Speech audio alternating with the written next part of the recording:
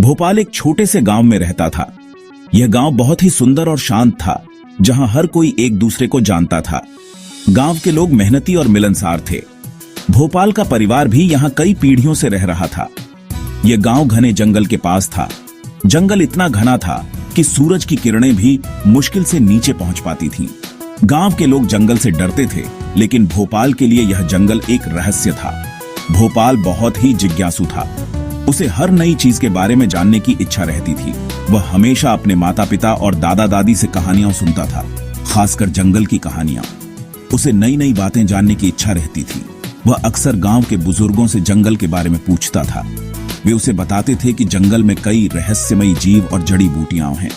जंगल के बारे में सुनकर उसके मन में उत्सुकता बढ़ती। वह सोचता, क्या सच में जंगल में जादू है? क्या वहां परियों और जादूगरों का वास है? उसकी कल्पना में जंगल एक जादुई दुनिया बन गया था। वह सोचता, कैसा होगा जंगल? क्या वहां सचमुच जादू है? क्या वहां के पेड़ और पौधे बोल सकते हैं? क्या वहां के जानवर इंसानों से बात कर सकते हैं? उसकी कल्पना में जंगल एक अद्भुत जगह थी। क्या वहां सचमुच जादू है? क्या वहां के पेड़ और पौधे रात में चमकते हैं? क्या वहां के जानवर इंसानों से दोस्ती करते हैं? भोपाल के मन में ऐसे कई सवाल उठते थे। एक दिन भोपाल ने निश्चय किया कि वह जंगल जाएगा। उसने सोचा कि वह खुद जाकर देखेगा कि जंगल में क्या है। उसने अपने दोस्तों से भी इस बारे में बात की, लेकिन वे सब डर गए और मना कर दिया। उसने यह बात अपने माता पिता को बताई। वे पहले तो डरे, लेकिन भोपाल की जिद के आगे उन्हें हार माननी पड़ी। उन्होंने सोचा कि शायद ये उसके लिए एक अच्छा अनुभव होगा। वे पहले तो डरे, लेकिन भोपाल की जिद के आगे उन्हें हार माननी पड़ी। उन्होंने उसे सावधान रहने की हिदायत दी और कहा कि वह किसी भी मुसीबत में न फंसे। उन्होंने उसे जंगल के खतरों के बारे में भी बताया। उन्होंने उसे सावधान रहने की हिदायत दी। उन्होंने कहा कि वह जंगल में अकेले न जाए और हमेशा रास्ते का ध्यान रखे। उन्होंने उसे कुछ खाने पीने का सामान भी दिया ताकि वह भूखा न रहे। भोपाल खुशी खुशी जंगल की ओर चल पड़ा। जंगल घना था। सूरज की किरणें भी मुश्किल से नीचे पहुंच पा रही थीं। पेड़ों की शाखाएं आपस में गुथी हुई थीं। भोपाल ने अपने कदम धीरे धीरे बढ़ाए। सूरज की किरणें भी मुश्किल से नीचे पहुंच पा रही थीं। पेड़ों की शाखाएं आपस में गुथी हुई थीं। जंगल में एक अजीब सी शांति थी जो भोपाल को और भी रोमांचित कर रही थी। पेड़ों की शाखाएं आपस में गुथी हुई थीं। ऐसा लग रहा था जैसे वे एक दूसरे से बातें कर रही हों। भोपाल ने ध्यान से सुना, लेकिन उसे कुछ समझ नहीं आया। वह धीरे धीरे आगे बढ़ता रहा। भोपाल धीरे धीरे आगे बढ़ रहा था। उसके कदमों की आवाज जंगल में गूंज रही थी। हर कदम के साथ उसकी उत्सुकता और भी बढ़ती जा रही थी। वह सोच रहा था कि आगे क्या होगा। उसके कदमों की आवाज जंगल में गूंज रही थी। वह हर आवाज को ध्यान से सुन रहा था। उसे हर तरफ से अजीब अजीब सी आवाजें आ रही थीं। वह सोच रहा था कि ये आवाजें किसकी हैं और कहां से आ रही हैं। जंगल में भोपाल को अजीब अजीब घटनाएं होने लगीं। पेड़ों से अजीब आवाजें आ रही थीं। कभी उसे ऐसा लगता जैसे कोई उसका पीछा कर रहा हो। फिर अचानक एक तेज हवा चली। पेड़ों की पत्तियां तेजी से हिलने लगीं। भोपाल डर गया। उसने सोचा, क्या मैं वापस चला जाऊं? लेकिन तभी उसे एक आवाज सुनाई दी। यह आवाज एक हिरण की थी। हिरण घायल था। भोपाल ने हिम्मत करके आगे बढ़कर देखा। एक सुंदर सा हिरण जमीन पर गिरा हुआ था। उसका पैर टूटा हुआ था। भोपाल को उस पर दया आ गई। उसने पास ही से कुछ पत्तियां और लकड़ियां इकट्ठी की। फिर उसने उनसे हिरण के पैर के लिए एक सहारा बनाया। धन्यवाद, तुम्हारी वजह से मेरी जान बच गई। हिरण को मदद करने के बाद भोपाल आगे बढ़ा। तभी उसने देखा कि कुछ भेड़िए आसमान में उड़ रहे हैं। भोपाल हैरान रह गया। उसने सोचा, यह कैसे हो सकता है? क्या यह कोई जादू है? उसने हिम्मत करके भेड़ियों से पूछा, तुम लोग उड़ कैसे रहे हो? यह इस जंगल का जादू है। यहाँ बहुत कुछ ऐसा है जो तुम्हें आश्चर्यचकित कर देगा। भेड़ियों से बात करने के बाद भोपाल आगे बढ़ा।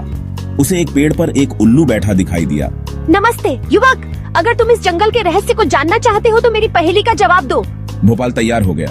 वह क्या है जो तुम्हारे पास है लेकिन दूसरे उसका उपयोग तुमसे ज्यादा करते हैं? भोपाल सोच में पीडीडीएच गया। भोपाल बहुत देर तक सोचता रहा। वह जंगल के बीचों बीच बैठा था। चारों ओर पेड़ों की छाया और पक्षियों की चहचहाहट थी। उसकी आंखों में उलझन और माथे पर चिंता की लकीरें साफ दिखाई दे रही थीं। वह बार बार अपने दिमाग में उस पहेली को दोहरा रहा था, लेकिन उसे कोई सुराग नहीं मिल रहा था। लेकिन उसे पहेली का जवाब नहीं सूझा। उसकी निराशा बढ़ती जा रही थी।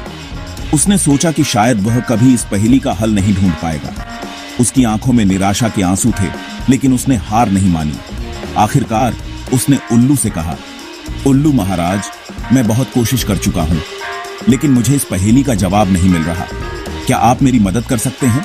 मुझे माफ करना, मुझे इस पहेली का जवाब नहीं पता, लेकिन मैं तुम्हें एक सलाह दे सकता हूँ। कभी कभी जवाब हमारे सामने होता है, लेकिन हम उसे देख नहीं पाते। उल्लू हंसा और बोला, तुम्हें चिंता करने की जरूरत नहीं है युवक। हर पहेली का हल होता है, बस हमें सही दृष्टिकोण से देखना होता है। चिंता मत करो युवक, इसका जवाब है तुम्हारा नाम। ये सुनकर भोपाल चौंक गया।